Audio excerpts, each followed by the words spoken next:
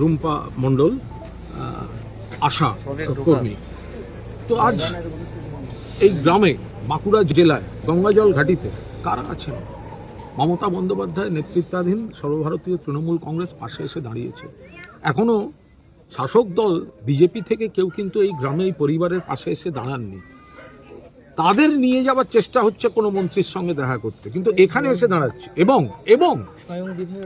এবং যাদেরকে বিজেপি রাজ্য বিধানসভায় তথাকথিত বিরোধী স্বীকৃতি দিয়েছে, বিজেপির বিটিং, বিজেপির দালাল, তারা আজকে যখন মমতা বন্দ্যোপাধ্যায়ের নির্দেশে দোলা সেন, কুণাল ঘোষ বাঁকুড়া জেলায় মৃতার বাড়িতে আশাকর্মীদের পাশে, এবার দুদিন পরে তারা আজকে শুভেন্দু অধিকারীর সঙ্গে দেখা করতে যাচ্ছেন নিজেদের ব্যক্তিগত সেটিং ইস্যুতে।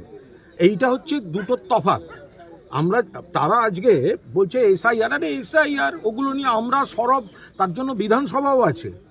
আজকে এখনো পর্যন্ত যা খবর, তাতে ওই বালিশচাটা শিবির তারা যাচ্ছে নবান্নে শুভেন্দু অধিকারীর কাছে। কি কথা হবে? সব নিজেদের ব্যক্তিগত অঙ্কের, কি করে তারা থাকবেন, একটা পরিষদীয় অঙ্কে অস্তিত্বের সংকটে পড়েছেন, তারা নিজেদের করতে যাচ্ছেন। কাहीं পে নিগাহে কাहीं পে নিশানা।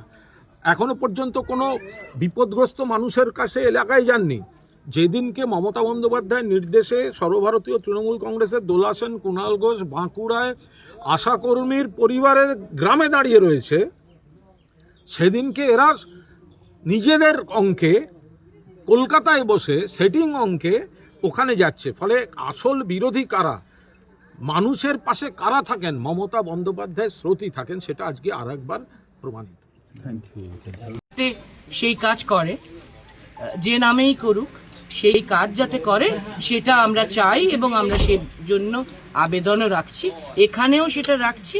এবং জেনেছি যে এনাকে যে তুলে নিয়ে যাওয়া হয়েছিল স্বাস্থ্যমন্ত্রীর কাছে, সেরকম একটা আভাস তিনি পেয়েছেন, কিন্তু এখনো কোনো সরকারি অফিসিয়াল ঘোষণা আমরা শুনিনি।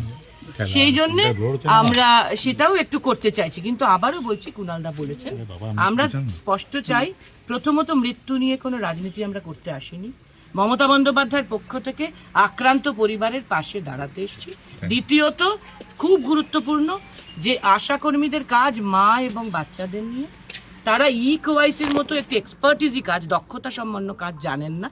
একদিনের ট্রেনিংয়ে গাঁয়ের গরিব মেয়েরা সেটা জেনে উঠতে পারবেন না। আমরা নই যে শহরের ফটফট করা বাবুরা, তো তাদের আরেকটু সময় দিতে হবে। এবং এটা আদৌ এই পলিসিতে আশাকর্মীরা এফেক্টেড হচ্ছেন কিনা, কম টাকায় যতটুকু তারা ভাতা পান, তাতে এত বড় কঠিন কাজ তাদের করার কথা না, সেটাও দেখতে হবে সরকারকে বিবেচনা করে। এর জন্য আলাদা দিতে হবে কিছু তাদের পাশে অনারেরিয়াম। এবং আমরা এসআইআর এর সময় ভোটের আগে দেখেছি, এইভাবে অন্যায় চাপ দিয়ে বিএলওদেরকে অনেকে মারা গেছে, আত্মহত্যা বা হার্ট অ্যাটাক বা স্ট্রোক। আশাকর্মীদের মধ্যে এই যেন পুনরাবৃত্তি না হয়। আমরা সমস্ত আশাকর্মীদের জন্যে এই আবেদনও সরকারের কাছে রাখতে চাই যে এটা ঠিক হবে না। আর তার উপর নেটওয়ার্কের প্রবলেম, ওরা কাজটা জানে না, তাই কাজটা একটু ধীরে হবে, এটাই স্বাভাবিক। এর জন্য আবার বিধায়ক এসে চাপ দেবেন, খারাপ কথা বলবেন, এটা অত্যন্ত নিন্দাজনক। এটা আমরা একেবারেই পছন্দ করছি না। বিধায়ককে যেন সম্মানীয় মুখ্যমন্ত্রী একটু শেখান, একটু বাড়িতে পাঠান, একটু দুঃখ প্রকাশ করান, বা সরকার থেকে যেন বলা হয়, আশাকর্মীদের যেন একটু আশ্বস্ত করা হয়। কারণ তারা যে দুঃখিত, চিন্তিত, ক্ষুব্ধ, সেটা আশাকর্মীদের মুভমেন্টে বোঝা যাচ্ছে। আমরা আবার বলছি, কিংবা রুম্পা মণ্ডলের পরিবার কিংবা আশাকর্মীদের নিয়ে আমরা কোনো রাজনীতি করতে আসিনি। মমতা বন্দ্যোপাধ্যায়ের পক্ষ থেকে আমরা আক্রান্ত মানুষদের পাশে দাঁড়াতে এসেছি।